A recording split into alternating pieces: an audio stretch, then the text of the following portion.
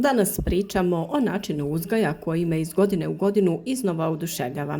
Riječ je o uzdignutim gredicama, rješenju koje smatram revolucijom u modernom povrtlarstvu. One su idealan izbor za one koji nemaju velik vrt, za one koji se bore sa lošom kvalitetom zemlje na okućnici, ali i za nas iskusnije koji želimo sebi olakšati rad i povećati prinose. U proteklih nekoliko godina na našem imanju smo eksperimentisali sa različitim oblicima, visinama i materijalima. Pravili smo ih od drveta, kamena, pa čak i od recikliranih materijala. I svaki put su nas prinosi jako iznenadili. Zašto je to tako? Zato što u uzdignutoj gredici vi direktno utječete na svaki milimetar tla. Vi stvarate idealne uslove, a biljke vam na to odgovaraju zdravljem i plodovima kakve je teško dobiti u klasičnoj zbijenoj zemlji. Danas ćemo proći kroz cijeli proces od montaže same konstrukcije preko tajnog recepta za punjanje slojeva, pa sve do finalne sadnje i malčiranja. Danas na tržištu imamo razne opcije. Drvene gredice su lijepe, ali nažalost podložne truljenju zbog stalne vlage, čak i ako ih zaštitite. Zato smo se ovaj put odlučili za moderniju varijantu, limenu gredicu. Ona je lagana, izuzetno čvrsta i što je najvažnije, trajat će desetljećima bez potrebe za održavanjem. Ako ste zainteresirani za ovakav model, u opisu videa smo vam ostavili direktan link, a uspjeli smo dogovoriti i poseban popust za našu publiku, pa svakako iskoristite tu pogodnost. Gredica dolazi u kompaktnom pakiranju sa svim potrebnim vicima i alatom. Iako dobijete ključ, preporučujem korištenje baterijske bušilice jer će montaža biti gotova za svega nekoliko minuta. Spajanje ploča je jednostavno, a konstrukcija nakon sastavljanja postaje iznenađujuće stabilna. Prije nego što postavimo gredicu, važno je pripremiti teren. Kod nas je vrt pod blagim nagibom, pa smo morali malo poravnati tlo kako bi gredica stajala u ravnini. Na dno gredice kao prvi korak možete postaviti finu čeličnu mrežu. To je ključna obrana ako imate problem sa krticama ili voluharicama. Mreža će ih spriječiti da uđu u vašu plodnu zemlju odozdo.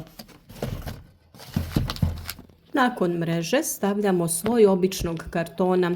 On ima dvostruku ulogu. Sprečava prodor korova i trave odozdo, a s vremenom će se razgraditi i postati hrana za gliste. Uzdignute gredice često imaju veliku zapreminu i mnogi se uplaše troškova kupovine velike količine zemlje. Tu nastupa naša sendvič metoda koja štedi novac i dugoročno hrani vaše biljke. Na samo dno preko kartona stavljamo krupni drveni materijal, panjeve, deblje grane i suho drvo koje smo donijeli iz šume. Ovo drvo služi kao rezervoar vlage. Tokom kišnih razdoblja ono upija vodu, a tokom suše je polako otpušta korijenu biljaka. Kako se to drvo polako razgrađuje, ono oslobađa toplinu i hranjive tvari, stvarajući mikroklimu unutar same gredice. Preko drveta dodajemo sloj sitnijeg biljnog materijala, lišće, slamu, pokošenu travu i biljne ostatke iz prošle sezone. Mi koristimo materijal iz našeg kompostišta o kojem smo ranije snimali videe. Taj materijal je već pun glista, a one su naši najvrijedniji radnici. One će miješati te slojeve i pretvarati ih u najkvalitetniji humus. Kako se penjemo prema vrhu, materijali postaju sve finiji. Dodajemo mješavinu plodne vrtne zemlje i zrelog komposta. Važno je znati da će se sadržaj gredice nakon prvog zalijevanja i s vremenom malo sleći, pa slobodno napunite skoro do samog ruba.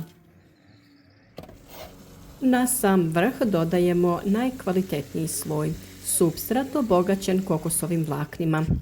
Kokosova vlakna su fantastična jer zadržavaju vlagu mnogo bolje od obične zemlje, a istovremeno sprečavaju da tlo postane zbijeno i tvrdo. U ovakvom tlu korijen se razvija nevjerovatnom brzinom. Kada je gredica napunjena, slijedi obilno zalijevanje kako bi se slojevi slegli i kako bi mikroorganizmi počeli raditi. Uzdignute gredice su pogodne za gotovo sve, od luka, tikvica, paprike i paradajza pa do jagoda koje u ovakvim uslovima daju izuzetno čiste i krupne plodove. Zemlja u gredici je toliko rahla da vam za sadnju ne treba ni lopatica, sve možete raditi rukama. Biljke u gredicama sadimo malo gušće nego u klasičnom vrtu jer imaju dovoljno hrane u dubini. I za kraj naš zlatni savjet koji uvijek ponavljamo, nakon sadnje površinu obavezno prekrijte slojem malča od slame. Slama će spriječiti isparavanje vlage na ljetnim vrućinama i zaustaviti rast i ono malo korova koji bi pokušao niknuti. Isprobajte ovaj način uzgoja barem sa jednom gredicom za probu. Vidjeti ćete da je vrtlarenje bez saginjanja i bez teškog kopanja ne samo lakše, već i mnogo produktivnije. Pišite nam u komentarima kakva su vaša iskustva sa gredicama, što vi najradije sadite i imate li neki svoj tajni sastojak za punjenje. Ako vam je ovaj vodič bio koristan, podržite naš rad klikom na like i podijelite video sa prijateljima na društvenim mrežama. A ako se odlučite na kupovinu ovakve gredice, potražite link u opisu videa i ne zaboravite unijeti kod za popust.